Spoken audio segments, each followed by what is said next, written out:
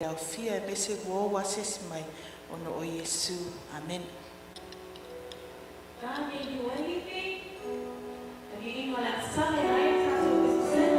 And the fire is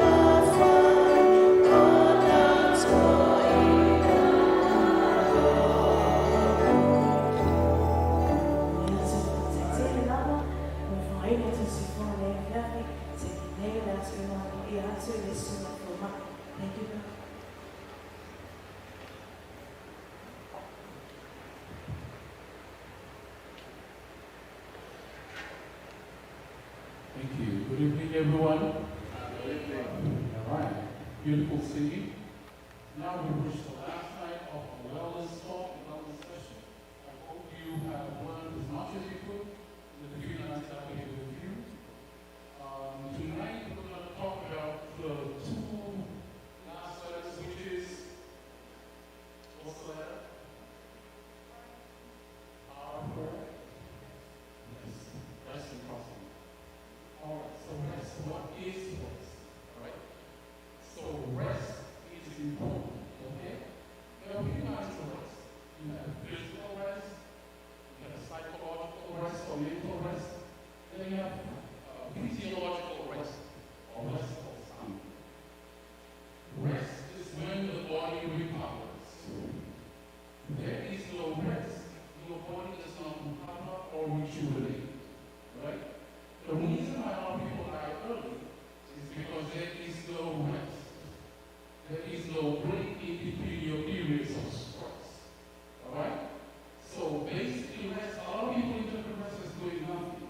That doing nothing period is very important to the body, the mind, and your physiology, which is actually the internal organs. So God did give us a day of rest. A lot of people don't know how to handle the day of rest. We actually just continue right on. A lot of people from the activities that you do every day is also the same activities, but only in a different setting or different environment. So sometimes you can be busy with God's work, but you are not following the laws that God in that rest. So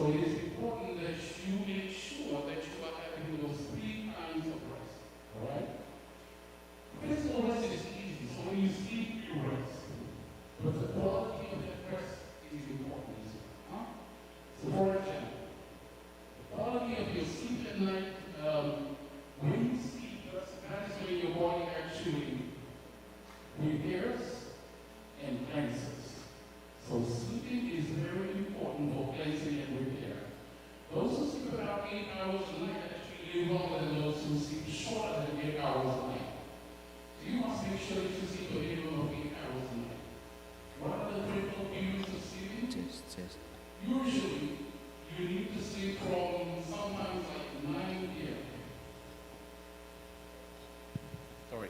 All right, so 9 p.m. The latest you need to stay up is before 9. After 9, you need to be in bed by 9 p.m. Why is that important? Between the hours of 9 and 12 is the important part of the sleep period. It's when you go into REM sleep, the deepest part of sleep. So the deepest part of sleep means deep cleansing.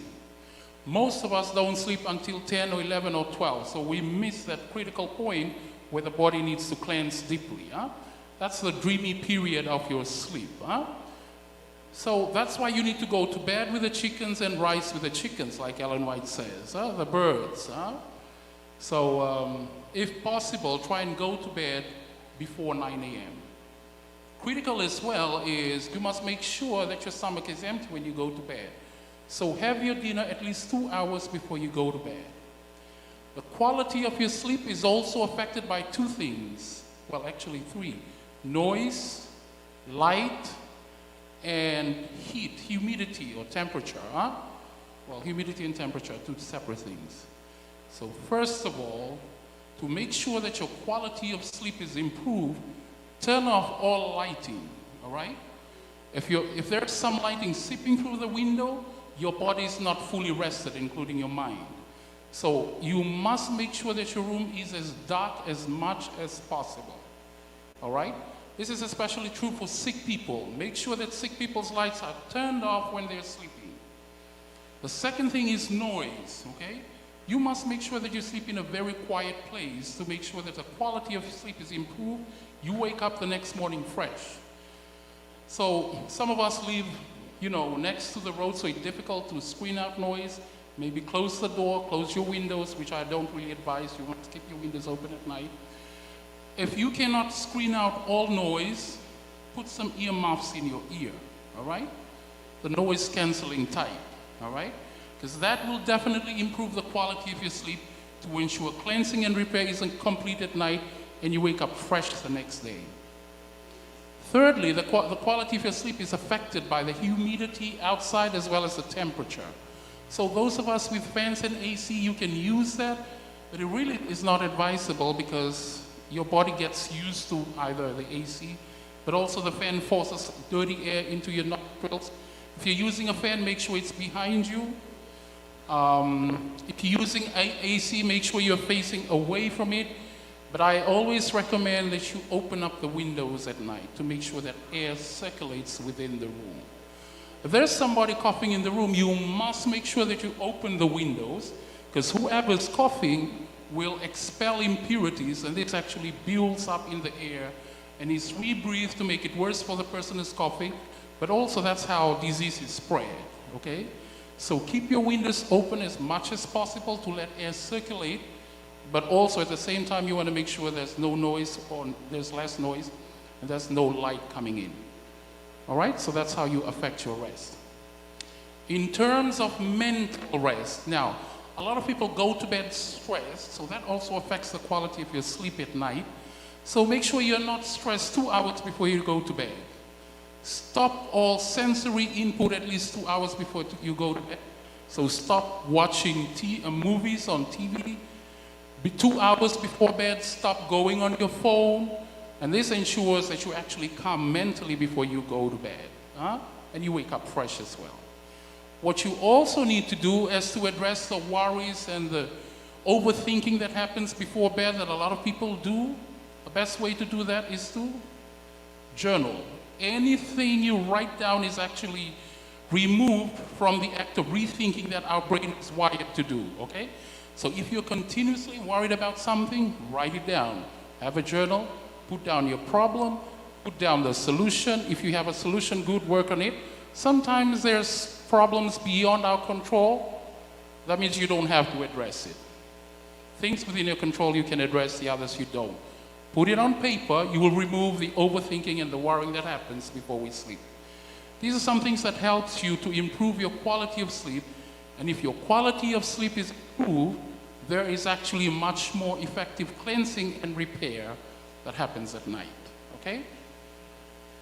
All right, and then still continuing on the subject of rest, after every period of exercise, you need effective rest, okay? So for those young people who want to build muscle, muscle is built during the period of rest. So after heavy lifting, whether it's body weight or weight training, you need to have a day of rest in which the body recovers and builds muscles. Those are some ways in which you help your body, in which rest is really powerful for the continuous improvement of the body and also to maintain your health. All right, so that's about it for rest. Trust in God we've been working on all this week. But I want to touch on something else before I finish. Electronics. So in the age that we're living in, we are exposed to what we call dirty electricity without anybody noticing. So electromagnetic frequencies. You are exposed to electrical pulses in the atmosphere around you, but you're also exposed to magnetic pulses, all right? Those actually affect the physiology of the functioning of the body. Your body is actually electrically charged. When you are exposed to fake or man-made electricity, it interferes with the electricity of the body and in the process affects the normal processes of the body.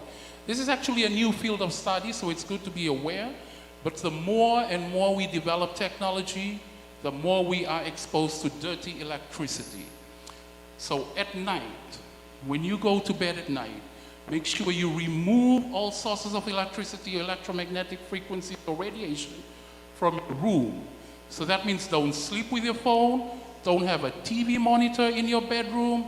Everything electric needs to either get out of your bedroom or get unplugged from the switches, so that you make sure that this electricity is not interfering with the electricity of the body at night while you sleep, so there'll be effective cleansing and repair. When we finish from work, you need to remove yourself from these electrical sources. You need to be seated at least 6 meters away from the TV screen when you're watching to make sure the electromagnetic radiation is not affecting your body. Your eyesight is also affected by monitors, screen, TV monitors, as well as computer monitors. So that's why it's advisable to have a blue screen. If you don't have a blue screen, you need to buy one, okay? When you're using a phone, as much as possible, use the blue light filter on your phones. It actually protects your eyesight. When you wake up in the morning, make sure the first thing you do is not check your phones, okay? You need to expose the light receptors of the eyes to natural light first, and that helps with sugar control and weight control as well when you wake up in the morning. So first thing in the morning I open up the windows and look directly at the light outside to get my eyes acclimatized to natural light before I look at my phone, all right? These are some of the small things that you need to address. Now there's a way to remove dirty electricity from the body. Who knows what it's called? It's called earthing, all right? So as much as possible, go barefoot on the ground outside, all right? When walking outside or when walking on the beach, on the sand or outside on the grass, especially early in the morning, walk bare feet. What that does, it removes dirty electricity from the body. How else do we earth electricity? We earth them through the ground, huh? So walk bare feet as much as possible. Ellen White talks about that. But also, as much as possible, that will allow negative ions, which is in the soil, to come up to the body and help remove the free radicals that cause disease. So I wanted to end us with a talk on technology and electricity. Good for us, makes life convenient, but it affects your physiology. So when you don't need it, remove yourself from it as much as possible. Turn it off. That about sums up our 2 weeks of health talk. From this day onwards, the choice is yours. I want to encourage us to say that a lot of people don't worry about health until they get sick. Now, I see a lot of people come to the hospital, and I know they can get better if they change their mind or their habits, but once you're sick, it's difficult to change your lifestyle. So right at the time when you're feeling like you don't need to change anything about your lifestyle, that's the time you are most equipped to change your lifestyle. So in that case, that'll be almost all of us sitting here. You're thinking, I'm okay, I'm not feeling any sickness or any disease or any symptoms. This is the time to make that change. When your mind is still healthy and your willpower is strong. When you get to the hospital, although you know you need to make that change, your willpower is weak. Because if your body is sick, your mind is sick, your willpower is weak. So don't wait until you get to the hospital, because then most people die because they are unable to change. This is the time you need to make a change. Secondly, nobody will come from outside to save you from your habits. You have to make that conscious decision yourself. All right? Somewhere in order for you to improve yourself is to have a schedule or find a partner. Group motivation is more powerful than individual motivation. So find somebody that you are comfortable with and work towards that goal. There is never a perfect time, and failure is your friend. Wish you all the best. Thank you. God bless.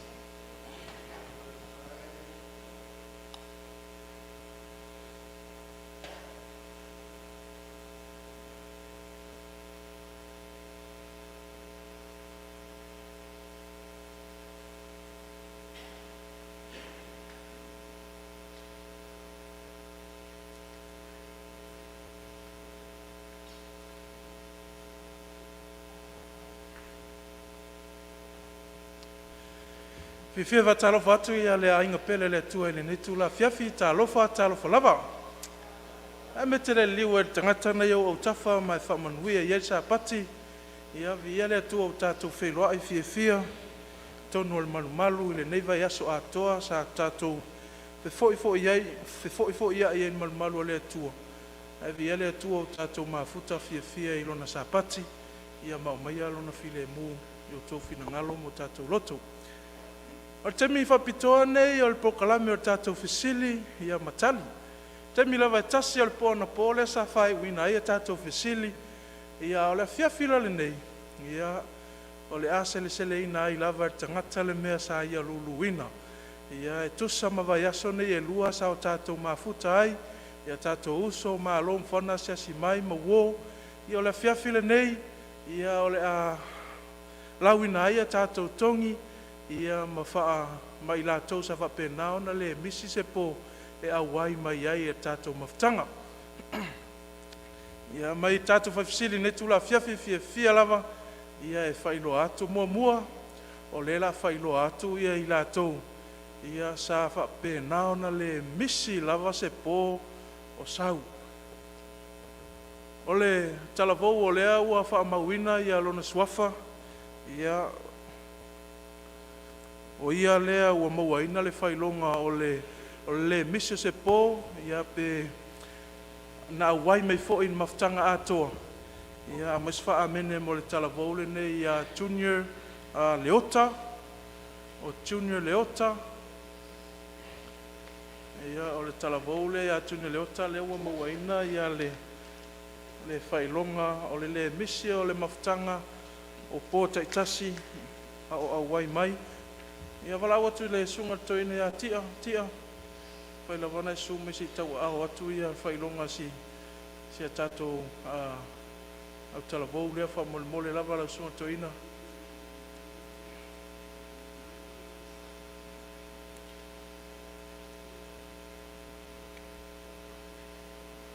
Pole atu whaftai talavou ia Junior. Ia ile tato maftanga neiva i aso e lua. Ia whamoe u whamanuia ina o ele neve aso e lua.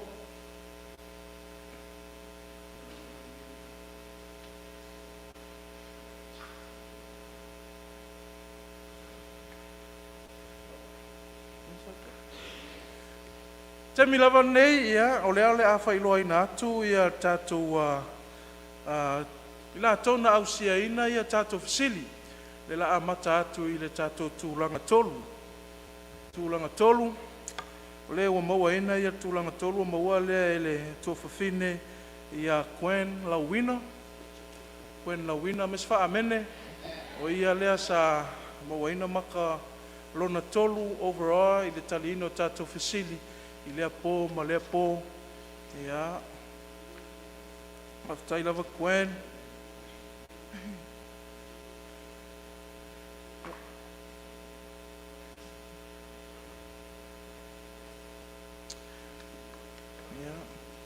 Nau tau au ina atu ia tusina fai tau ai, ia awa ia le manuia. O le tūlanga lua, ia ua ia le tama ia taua tuu malo, o taua tuu malo. Te loa le awai mai, ia ma le tūlanga sili, ia po le tūlanga mua tatu talinga fesili. Ia o le tina ia meilin tuu malo, o le ungalii. Ia te loa le awai mai, ne tūla fiafi, ia o le urua. Taimi foi ne ua misi ai. Ia mana tua i foi la ua i lua talo, tato e kalesia, ne tūla fiafi. Ia mo tato whailonga. E mole atu whaftai tele lava. Mo le atu whaftai sua toina, ia mo le toina atu tato mea lofa, wa tato sa malo, sa talina tato sili, ia o le netu la fiafi, mo le atu le ngang whaftai te, le lava i tato sa malo, sa awai mai, ia ma tato mafuta, talino fesili, mai se alo whaatasi mai lea po, ma lea po, mo lunga lava le vinga le atua ilo mafuta mai, le ngata i leo sifamanuianga i le kalesia, o le ua amatona tau alunga i tato mafutanga i le launga whai, o le fiafi nei, ia wala unga ina tamaita ia talavo tau ina ia whamanuia tele lava le atua lau whaafonga ia malau whaalonga ia tau ina ia whamanuia ngā le atua tasu ia whaafonga le kalesia i le pese o saunia lau whai pese whaafutai lava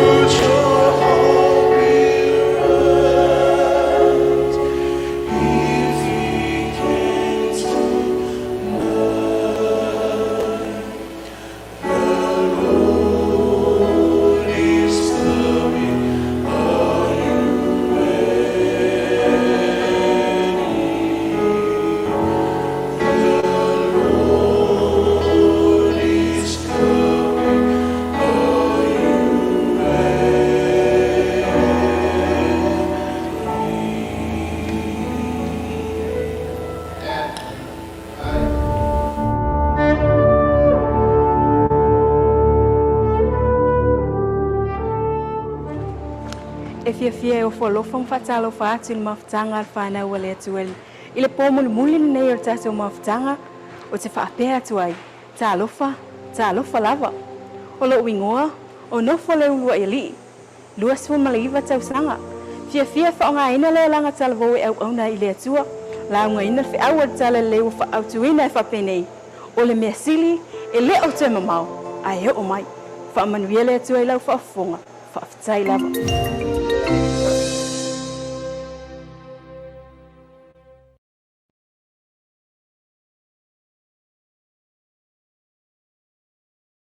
Wani si SILI. A fia mai whaatumuina le mea nei. Whaau whaafonga lo nuu. E sosoani mai lo au ona whaatau wao. Ona o Yesu. Amen. Manuia sa pati whanau le atua. Manuia sa pati. Whaautuina le whiau wale tala le leimu o e maa o le afiafni. O le mea SILI e le o te MAMAO. Ai ho o mai. O le mea SILI e le o te MAMAO. Ai ho o mai. O le Folafolaga o le langi. E mawhai ona ewa ai wha le mawhau i se lalo langi e ato atoa malele. Se nofoanga e le ai se fia ai. Mai. Ti ngā pole oti. I le poni. O le atatou tau mawhai ai. E malama i le matango fie o le langi pe whaape i. O se mai moanga e SILI atu lona matango fie. E le mawhai ona tatou malama atu atua i ai. Pe mawhai foi. Ona o iai o tatou mawhauwhau. O lo o tau mai el apostolo Paulo ia i tatou. I le mua korinito e lua lona whai upe iwa. Ai pei ona tusia. O mea ele iwa ai e mata. Ele ila ngona fo i e talinga. Ele i o fo i le loto o se tangata. O mea i o wasau ni e le atua. Mo i la tau e alofa i te ia. Amene. Ele mawhai ona tatou manino ato i le langi. Se i vangana ua tatou wo o iai. Ai mawhai ona tatou pu e mai se ata iti. O se vainga pe whaape i lona matango fie. E ala le toi whaawa wino whamatalanga le apostolo i whai upe se fulu. A ua whaalia mai a mea le atua ia te i matou. E lona nganga. O le atolo whaali mai e tuspa ia. E whaatatau i le langi. E manino e pei o le tiwata. A ole mea moni la oe. E te sila fia e tumu le tusipa ia i whaamata langa au ili. E whaatatau i le langi. E fina ngalo le atua. Ina ia o tatou malamala. Pe whaape i le langi. Ina ia iai te i tatou le nau ta inga. Ia tatou iai. Awa e tele mea tatou te oli ai. E au fia ai ma le maa futa whaatasi ma angelu. Ai sili ai. Le mafutanga mo lo tatou watua alofa. Lo tatou whaola. A o ina matutupu ai. E o i le whaababau. O le fina ngalo le atua. Ia tuli matai la tatou waai i mea ia. O loo whaanau mai ina ia o tatou tuhi na atu o tatou loto ia te ia. Ma au nei le atua fuafua. O le mea le ala uoe. I to tono le tusipa ia. O loo ia momoli mai ai mai moanga e whaatatau i le nofuanga lea. O loo ia saunia mo oe. O loo ia saunia moa. E whaamatala ina e Peteru e whaapea. Lua e Peteru mua lo na whai upe sifulma le iwa. O loo ia te i tātou fo i le upo le walo anga e SILI lo na mausali. E le leo no o tātou nau iai. E pei o se la mepa e mumu i le mea pongisa. Se ia tafa mai ata. Se ia alua e fo i le fetuau. Io o tau lotu. A tonu e whate I ai o e le whinangalo le atua I lana upu. O lo o whaahali manino ai mai ai vaenga nei, mua. Le mea o le ai le langi. Lua. O le vaenga pe whaape I le langi. Tolu. O le nofuanga o le ai lona lau mua. Wha. O mea atangata o le a whai ai. 5. O I tu ainga tangata o le ai I le langi. Ono. O le mea o le an nofo ai la tau ua whaoleina. Ma le lona fitu. O le vaenga o le a fōlinga I le lau mua. O le a se I o tātou whaalongo. Ai wheta lai mai le atua e ala I lana upu. O le tusi pa ia lea.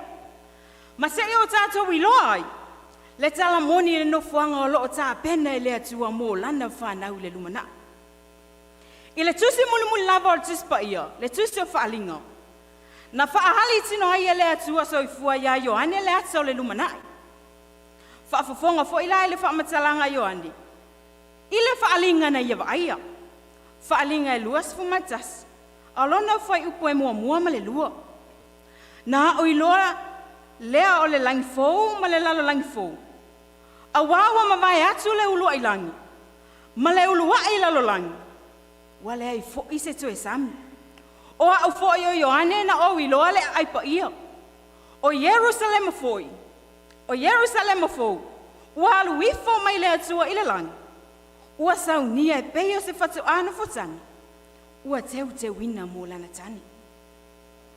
O nisi nei o mai mohanga o loo momoli ai ni vainga fia ma le matango fie.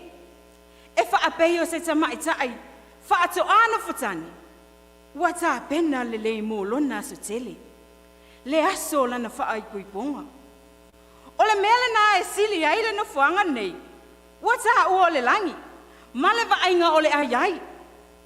E le na o Ioane na moli mauina vainga ia I le ainga le langi. E toa tele perofeta le atua, I aunga te pulanga ua mawai. Na iloa le nei nofuanga. Ngā luenga e tolu aro na whai upe luas fulu ma le luas fumatasi. Se I o tatou whaitau whatasi ai, whaitau.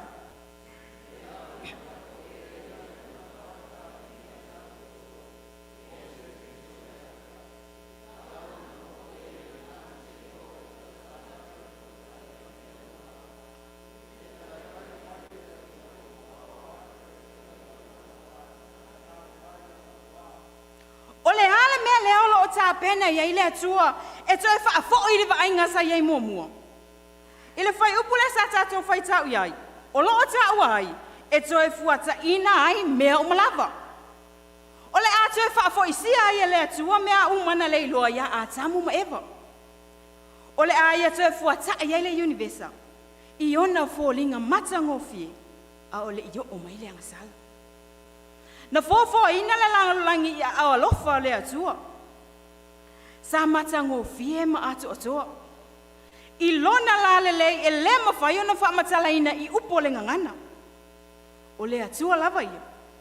Na ia whaamatango fie ina, mama manu ina le ainga le parataiso. Le whaatoanga I e tena, mo a tamu ma eva. Na tui ai e ova ia I la ua e pule I le lalolangi. Na atu atoa le soifua ma loloina. Le alofa. Le oli, le fia, ma le mafutanga fesanga I malo tatua fofoa. O mea umasa fifile mu manga lulu e whaatasi. E la tau te le oti lava, pe a whai la tau te filipia, e usi tai le whatonunga le atua. O lana whatonunga, e whai ngō fie mamanino, kene se lualo na whai upa se fulma le fitu. A ole la au e loa ai le leima le leanga. Aua e te ai. Aua ole aso e te ai. E te oti ai lava. Ai peita ai. Na fili lava a tamu ma eva. E ai mai le la au. Ua la ua whaalongo mausi tai I le leo le manatu whaapito.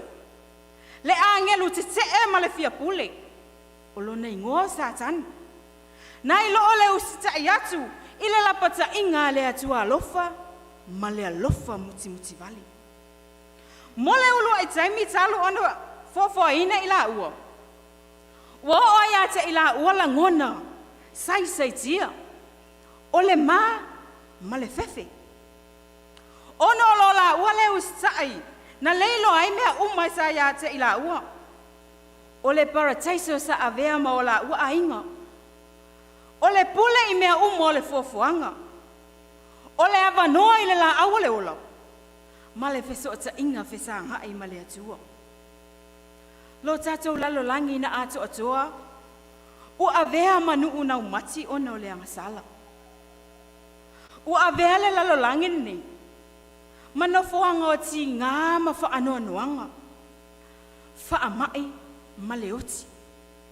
Ua whai ei a tamu ma ewa, ma polonga le angasala, ma le manatu wha apito. Lea e whaamatala mai e Paulo i le Roma e ono alona whai upa si fulma le ono se i o tatou whai tau whaamulmuli.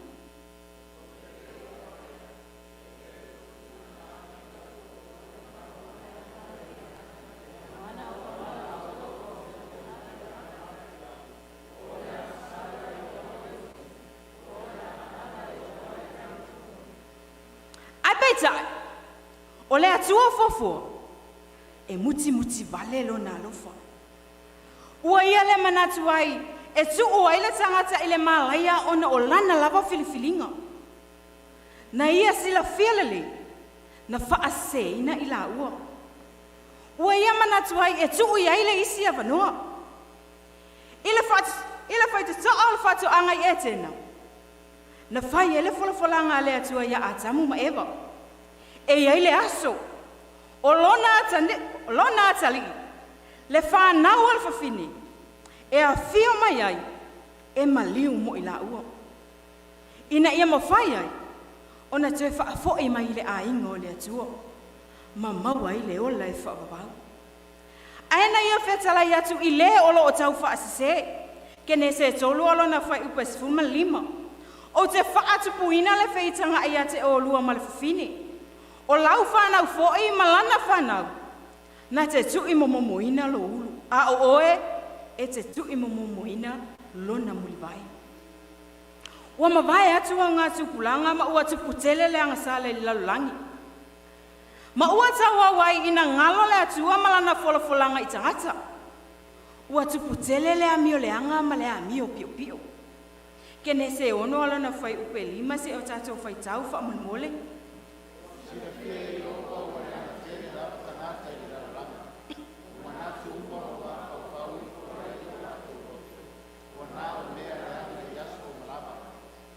Ma ua i ina alanga tatawa i le atua. Ona wha umatia le amio le anga lalulangi. E ala i le lolo. Ina ia whaasao ina mapuipuia i lato. I lunga o le funga ele ele. O le tala manino ena o le toa valu i lato. Na whaola ina o le a ingo noa. Ai ina ua mawale lolo. E le i tele fo ini au ngā tupulanga talu. Ai toe ho o tu fo i le lalulangi. I le amio le anga ma le anga sala. Ina ia awalane i le iloa le Folafolaga o le awhio mai o le whaola i le lalolangi. Na vala awa i le atua ia Abrahamu, ma lona ainga. E o ese mai uro i kartaia. E ui lava ina matangofie, a ifo i tupua. Kene se sfulma lua fai upo e mua ma lua se o tatou fai tau fa malmole.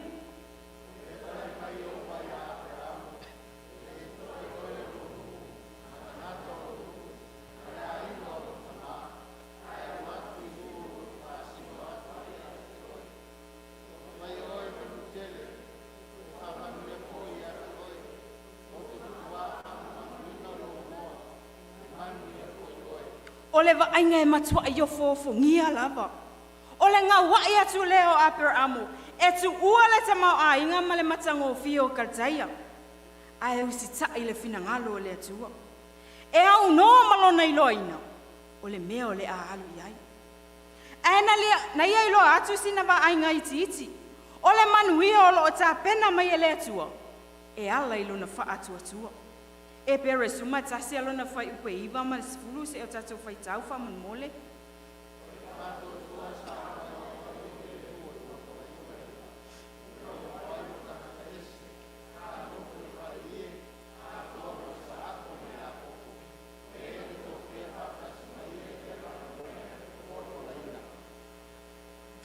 Ele I manatu Abrahamo I lona tamao ainga I le lalolangi nei. Awana ia tali tonu I le folafolaga le atua. E toe whaafo I sia mea umana le iloia a tamu ma ewa ma le la whanau. E whaapei o Abrahamo. E whaapei fo I tangata mi o tonu uma mai au ngatu pulanga malava. Sa tuli mata ia tuli lato wa ai ile aso e toe whaafo wina ai mea uma. Ile perola mata upas mumatas. O lo o ta ua i o lato ingoa. O Abrahamo. E noka. Noa. Apelu. Isaako. Raava. Tavita. Samuel. Ua na o se vaenga iti. O alii mata maita ile au whaatuatua. Na lato utai tonu ile folafolaga le atua. Na fili ai e whaatari atu ma le whaamoemoe. I lena aso. Mai tau mai whaamatalaga le tispaia. I toa manu nei o le whaatuatua e whaapea. E peres fumatasi ala na whai upes fumatoro. Ma se fulu ma le ono. Se o tatou whai tau whaamanu.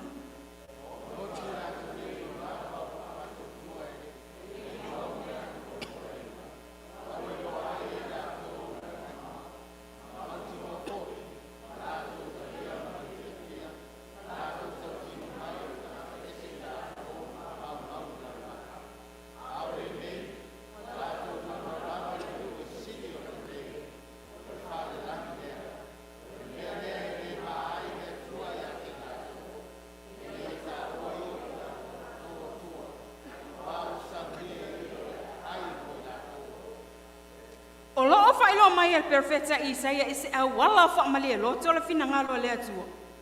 E fa tsau le to fuata ino me uma. Isaia ono suma lima lo na fa upa suma fitu. A wa fa uta mai. O te fai le langi fo ma le lalo langi fo. E le to e mana tua me na mua. E le alua e fo I le loto.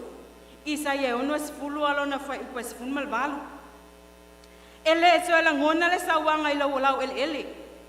O le whaatafuna ina, mala le petia o mea ele langona ia I launu. Ai whaingoa ina e oe o pā, o leo la tanga. Ma o pui, o le vi ingo. Na ona e mawhauwhaua, e le to iai se whaasawa. E na o le file mu ma le loto ngatasi. E leo se mele lei e lea tātou te mana tunatu iai. Tātou te le mo miani au penga e leo ina ai tātou. Le ai ninga oi mani au wha malosi te maita. E leo se mai moanga matangofi e le nei. O le savali I ona au wala e fola I le aura lele. E au noa ma se fefe ina ne I oso wha ia e tangata whao mea. Tele nisi wa inga olo om wha matala mai e Isaia. Isaia sfuma tasi alo na fai upe ono se o tato fai tau wha manmulu.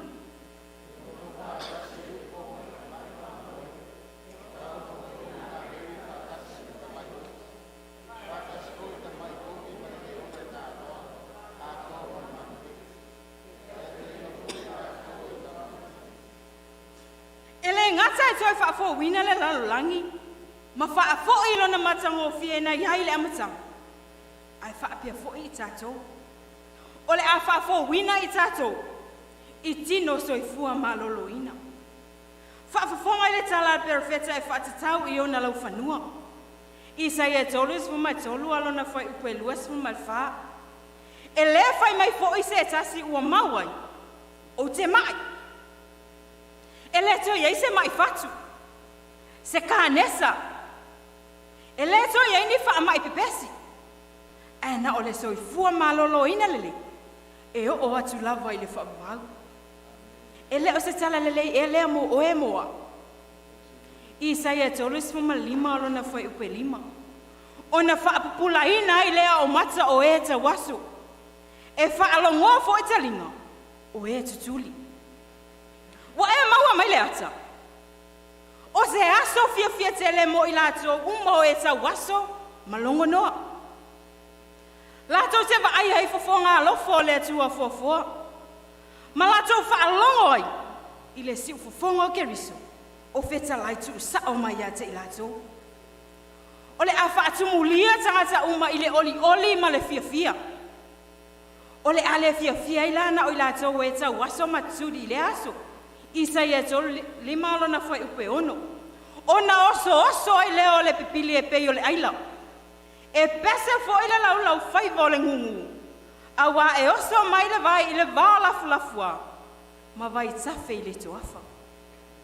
E le toi mana o mia ini to. E te le toi va aia ini no fua fa ata avale vale. O le ato e whaafo wina le tino atoa i lona ato atoa ma le matango fie. E tusa ma le fofoanga le atua i le amatanga mo i tato. O se aso e matua oli te le ai le aso. A le ngata i nei. E tele i si tala fia. I sa e tolu lima lona fai upumuamua. E oli ona i la tau le vao lafulafua. Ma le nuu na umati. E fia le toafa, ma fua mai e pei o le aute. O se no fuanga e maoa e lo na matango fie. Le lalo langi fou leo o le atato iai. Isa ye ono suma lima lo na fai upe lua suma tasi, ma le lua suma lua se o tato fai tau fa mole.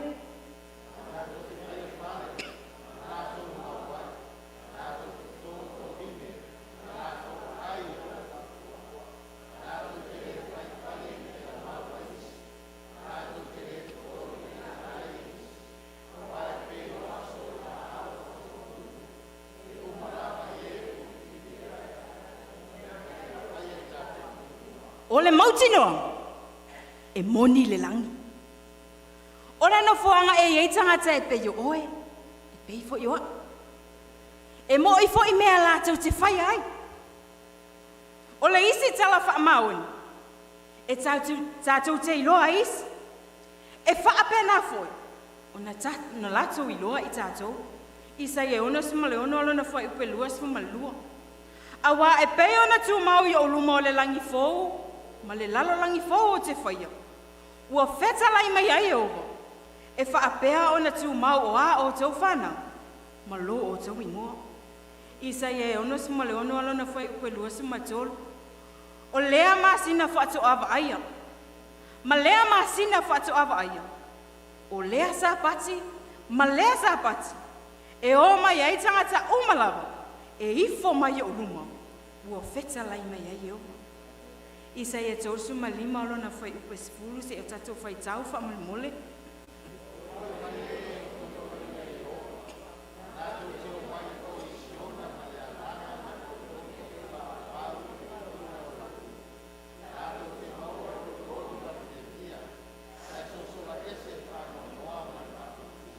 Se e wha ata ilo mawhauwhau. E leto iei se wha anoa noa ma le mapu i tinga. E na ole. Ole fia ma le wha ma le eino. O se aso fia o a ngai mai le au wha o laina i sa pati ta itasi. I le a aipa ia. E tapua iai. Ma maa futa wha atasi ai. Ai ole SILI o ia mea uma. Ole a iai wha atasi fo i ma Yesu. E tātou te tapua i wha atasi. Ma maa futa wha atasi. Ole atua na lofa mai a te i tātou. O fo ina atoa mai o ia. Atoa i male tamau a inga o mole langi. E la vea ina i tātou. Ole a tātou whaatasi fo i mai. E whaapei o ne iai le amatanga ia a tamu ma epa. Whaafo wina a toa. Ato no le e manatua ni se o Folafolaga. Matanga o fia na tu ina ato Yesu i lana au so. Ato ai maso o iso se au ngatu pulanga. A ole ia fio atu o ia i le langi. Ioanes funuma faalo na foi upumuamua se ia whaangata le tō. Se o tātou tau loto whaatas. Aua le atu vale o tau loto. Ia o tau whaatua i le atu. Ia whaatua mai fo ia tea. Tele men no fuai il maoto o lo utama. Ana le ai. Ko ua o whai atu ia te oto. O te alo e sa uni se men no fuai oto. A whai fōi o te alo masau ni se mea no whai o tō. O te tue sau. O te talia fōi o tō ia whaatasi mā. Ina ia iai o tō i le mea o te iaia. Amen. I le whetalainga Iesu. O lo o ia tā pena ni mota. E iai i lo mautinoanga. O le a tātou fia lava. I le nofoanga o loo tā pena e Iesu mo I tātou umata I tō tasi. Ai o loo ta o mai fo I tuspa ia, e tātou te whauwhale. Ai pe ta ila oe, o maota o loo saunia e ke riso I le Yerusalema fu. Lea na wa aia I oane I le whaalinga walu ifo mai le langi, ma whaatu wina I le lalolangi. E manino le leile ato o le langi tono tuspa ia. O le lalolangi le nei, na leiloa I le fōwale. O le a avea malau mua o le universal. O le a iaile no foali I le atua. O le no foanga fo I le a, e fai matofi o I lato ua whaolaina. Matai o lima alo na foi upe lima. Amu ia e anga malu. Awa e fai mo lato o le tofi o nu. E le tioa a whetalai Iesu I so I ona so. E te talo mo le aso. Ia ho o mai. Matai o e ono alo na foi upe se fulu. Ia ho o mai lo malo. Ia fai alo fina ngalo I le lalang. E pei o na fai I le lang. Se I o tātou wa-ai I le au I linga o le matango fie. O le ai lea na wa-ai ai o ane I le whaalinga. E fōlinga mai sa whainga tā I le mawhau o le perifeta o na sa ili ni upu. Po se ngangana, e tau whamatala ai le mamalu o le ai pa ia. E fōlinga mai e ofo ngia tele pe a whai moni. Whaalinga e lua suma tasi alo na whai upu mua se ia whangata le tolu se o tātou whai tau.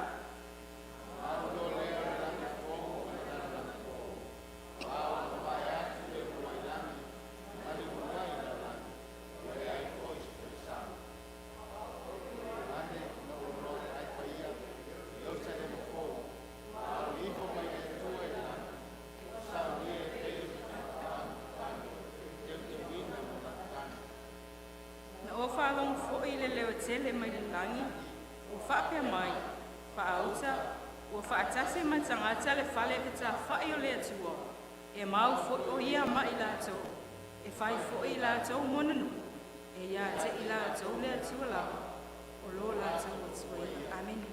Whaalinga lua sumatasi, o lona whai ue sumatasi. Ua iai le pupula o le atua, o lona pupula foi, e pei o se maata ua lava. E pei o se maa ia sepi I lona whaatio o tamai. Whaalinga lua sumatasi o lona whai upa sifuma fitu ma lua sumatasi. Ua fuatia fo e ia lona pā. E tasi le se lau ma le whanga fulu ma le wha o kupita. O le fua le tangata. O a le angelu leo. O pui fo ia se fulu ma le lua. O penina ia e se fulu ma le lua. Ta I tasi le pui. Ma le penina e tasi, na whai ai. O le ala tele foi o le ai, o le auro le leilea, e pei o le tioata manino. Whaalinga lua sumatasi alo na whai upa sifuma lua sumatasi se e whangata lua sumatolu se o tātou whaita.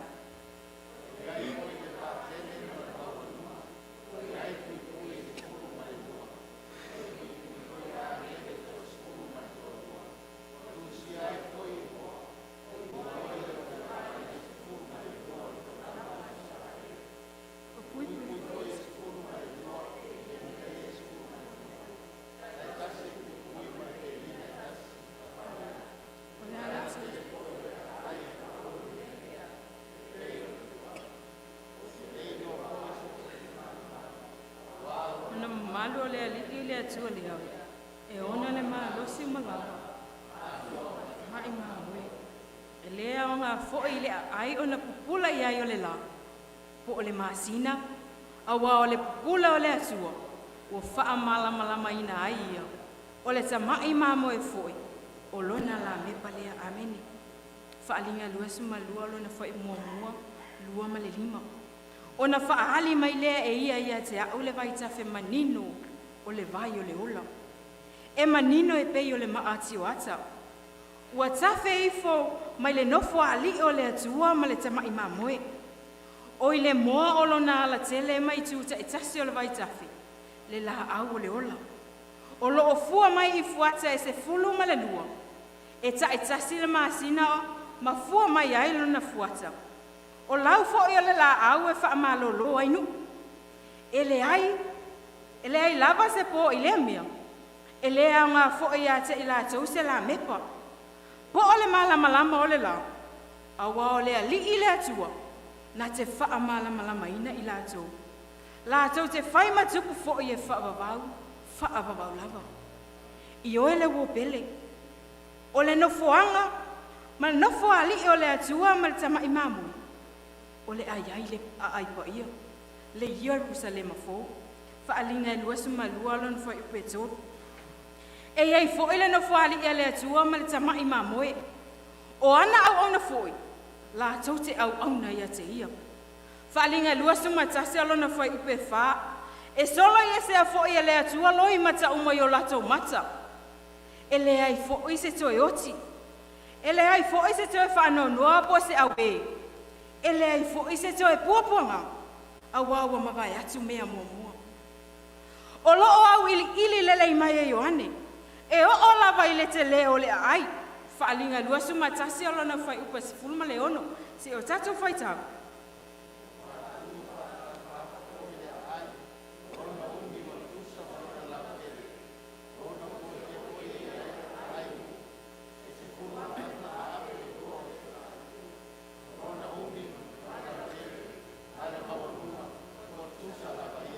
O le fuaina o ai i le teimi ana mua.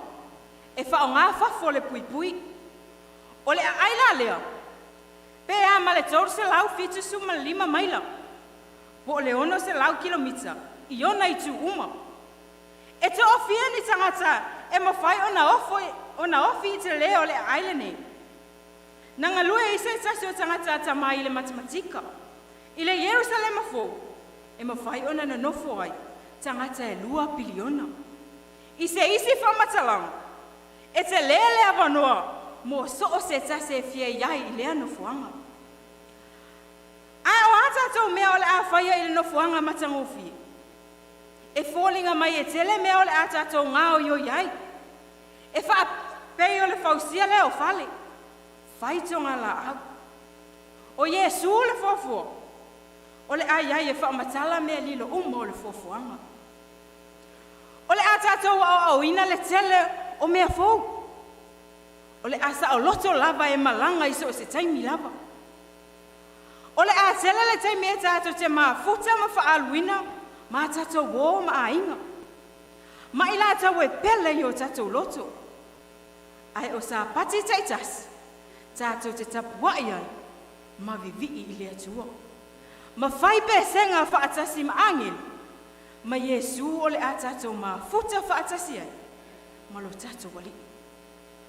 A tonolo e tu fesili pe fa pe fe ona mauti nolo tato iai i le langi. E fai ngofie lava le tari. Kala tia e tolu alona fai upe lua suma le iba. A fai foi e o ke riso oto e moni o le whanau oto wa Abrahamu. O suli foi e tsusa ma le mea na folafolaina. I se isi whamatalanga fai ngofie.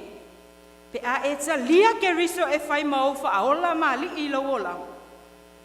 O le folafolaga le na fai ai a Abraham. O le a fai fo i lea mua. I la tātou suesuenga ai o le tuspa ia. Ua tātou mole mauina ai o lua ai mataa upu lava e tolu o le tusi o kenese. O lo o tau mai ele fofoaina e le atua o le lalolangi. Matuu ina atu a tamu ma eva. I le parataiso i e tena. E fai mo la ua ainga.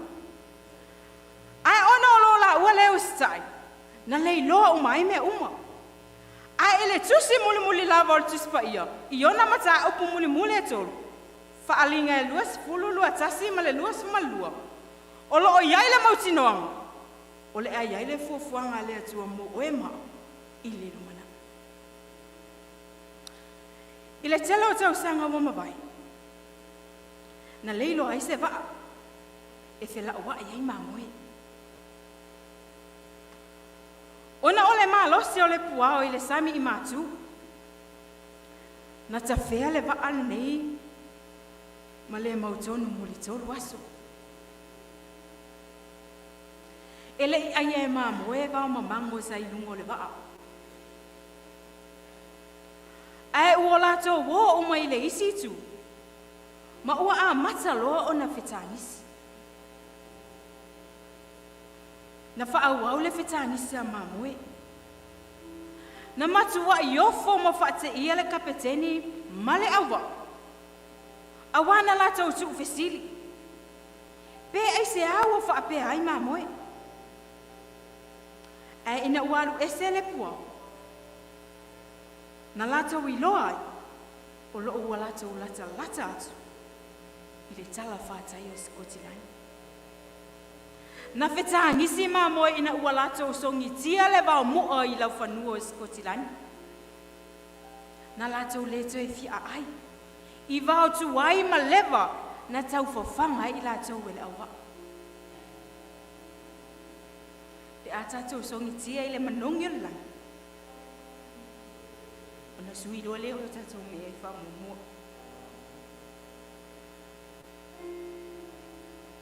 A tātou I loa le manongi o leo le whawawau. O na ato atoa loa leo mea.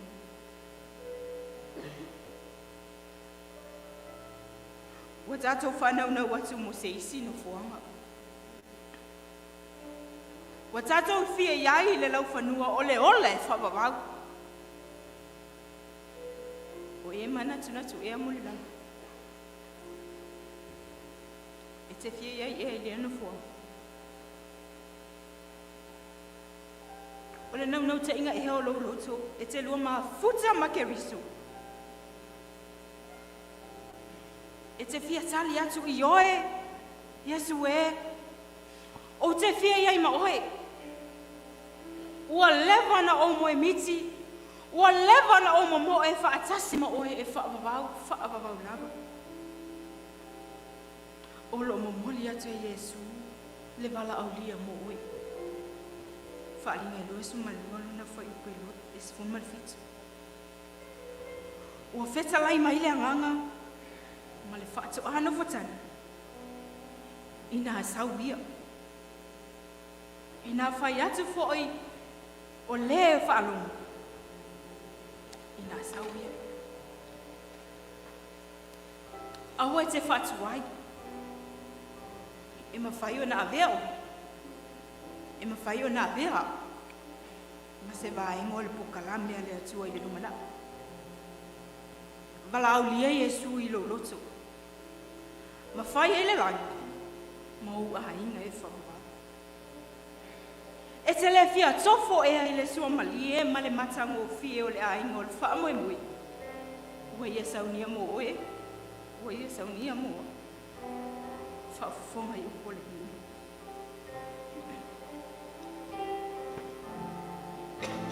Tofo I le sua mali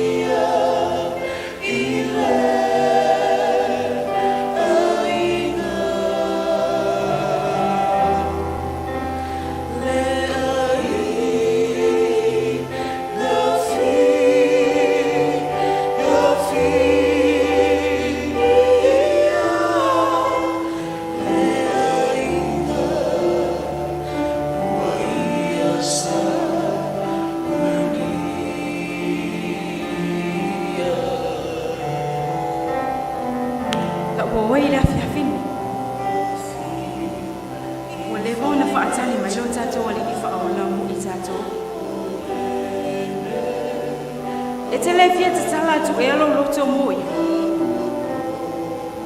O lo ia tu I le pui o tato loto ma tu I te mai. Whaalinga e tō rono na whai pui rosa whauta. O te tu atu I le pui ma o tu I atu. Ai se whaalongo I lo leo matatala mai le puipui. O te ulufale atu ia te. Matatali sua fo'i mai. O ia fo'i maa. O le a whai ala wala au le pone. A whai e whai le wala au. Ai pae atu le angango le atu ai lolotu. A tonu wa a mata ona e MAMAO ese. Ai ua wala au le atu mo oe e te toi fo'i mai. A tonu fo'i sa e le mautonu. Ai o leo le a e sa uni e fili e papatisu. O lo o wala au mai ke riso mo oe oni. Pe a whai ua mautu lau filifilinga. E muli atu ia Yesu ma papatiso I. Ma ua tuli matai atu lau wa ai mo le papatiso. O te wala au lia oe wha mole se ia e tu lai. Ma e hamhai mai mone I wha mole.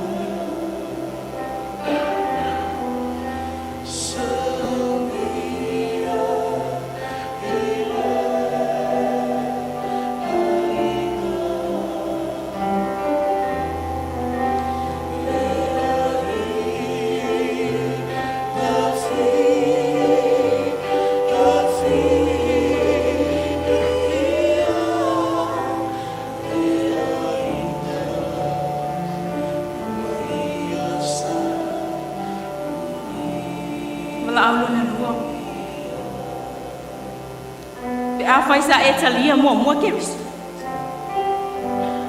Ai wa e MAMAO mai. Ai ole pole nei wa e whape atu ia te ia Yesu e. O to e fo'i mai. O to e fo'i mai ia te oe. Wala au lia whapito oe te whaatasi mai la to I mani I whamai.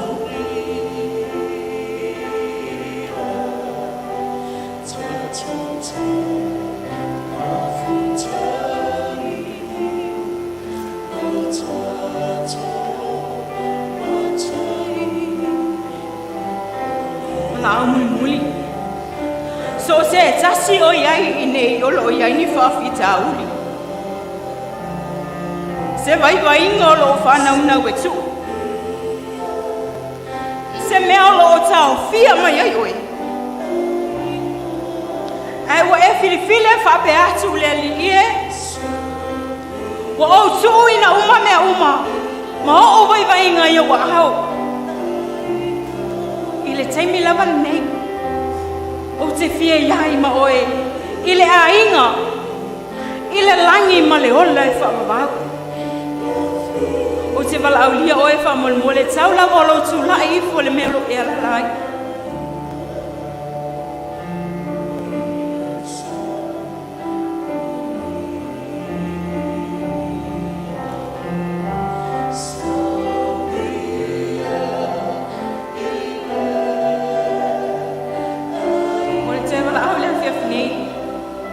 Ina ua uma ona e whaalonga le upo le atua.